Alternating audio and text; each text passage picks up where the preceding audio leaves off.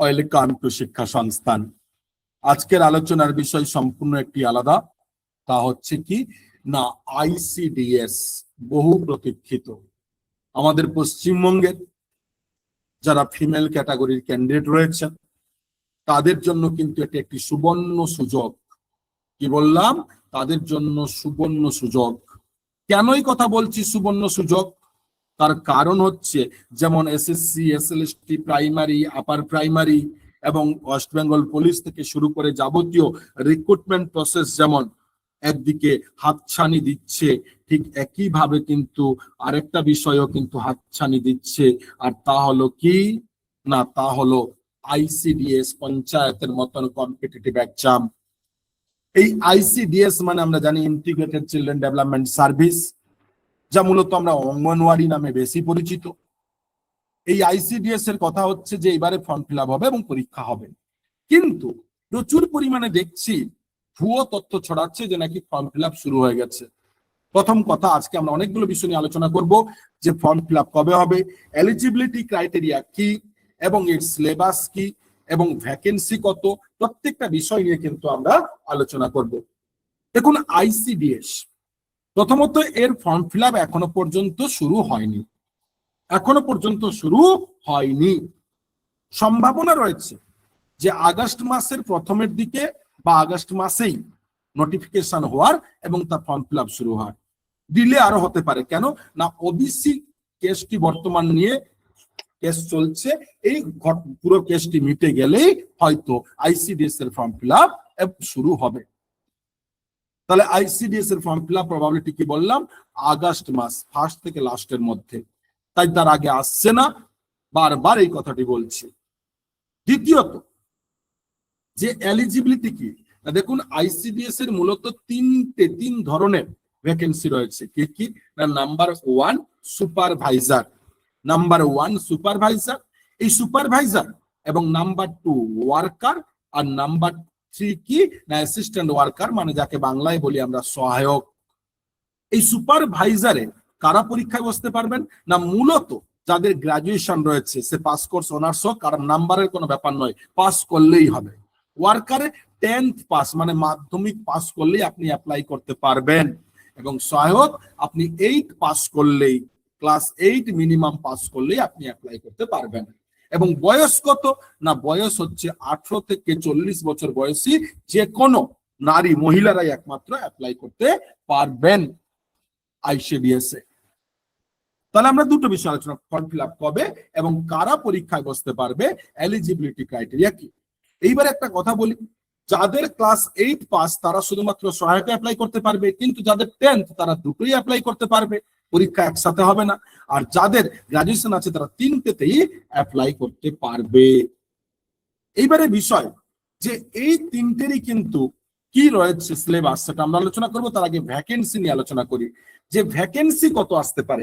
এখনো পর্যন্ত রাজ্য সরকার জানায়নি, কিন্তু যা দেখা যাচ্ছে, জানা যাচ্ছে অ্যাপ্রক্স 16,000 সামথিং এর কাছাকাছি, মোটামুটি এর কাছাকাছি ভ্যাকেন্সি আসতে পারে আইসিডিএস এ। এবং সেক্ষেত্রে এই আইসিডিএস এর ভ্যাকেন্সিতে যদি আমরা বলি যে কার কোন পোস্টে কত না, সুপারভাইজার যদি এখানে বলি অ্যাপ্রক্স 1000-এর মতন পোস্ট আসতে চলেছে। কত বললাম? অ্যাপ্রক্স 1000। এবং যদি বলি ওয়ার্কার, এখানে অ্যাপ্রক্স কত আসতে পারে না, অ্যাপ্রক্স 7000 কাছাকাছি বা 8000 মতন আসতে পারে। আর বাদ বাকি সহায়ক, 7 থেকে 8000, 6000, বাদ বাকি পুরোটাই সহায়ক, হয়তো 8000, 7000 যা হোক পুরোটা। তাই ভ্যাকেন্সি কিন্তু প্রচুর আসতে চলেছে। ওকে, এইবারে বিষয় দেখবো যে এদের প্রত্যেকের ক্ষেত্রে সিলেবাস কি, অর্থাৎ সুপারভাইজার বলুন, ওয়ার্কার বলুন, প্রত্যেকের ক্ষেত্রে সিলেবাস কি। না, সর্বপ্রথম আসি সুপারভাইজার এবং এর ক্রাইটেরিয়া। সুপারভাইজারের দুটো পার্ট হয়, একটা প্রিলি আর একটা মেন এক্সাম। প্রিলি প্লাস মেন প্লাস ইন্টারভিউ, এই তিন নিয়ে কিন্তু তাদের সিলেকশন হয়। যারা প্রিলি কত না, প্রিলি কিন্তু মাথায় রাখবেন 100 মার্কসের এমসিকিউ, 100 মার্কসের। এই এমসিকিউ প্রিলি ক্লিয়ার করার পরে 400 মার্কসের কি মেন এক্সাম, 400 মার্কসের মেন এক্সাম।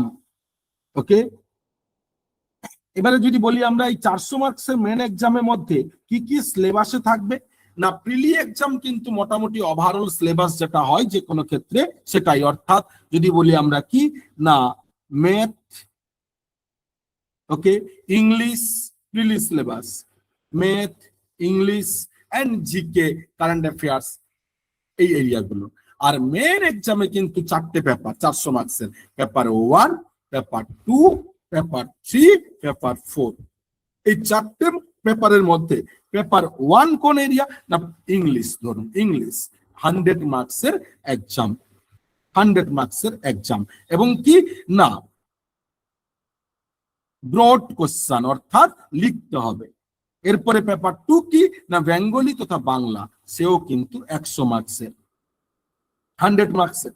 তারপরে পেপার 3 কি না জিকে এন্ড কারেন্ট অ্যাফেয়ার্স, অর্থাৎ যেখানে হিস্ট্রি, জিওগ্রাফি, কনস্টিটিউশন, এনভায়রনমেন্ট, পরিবেশ, আইসিডিএস নিয়ে বিভিন্ন বিষয়, সেও 100 মার্কসের।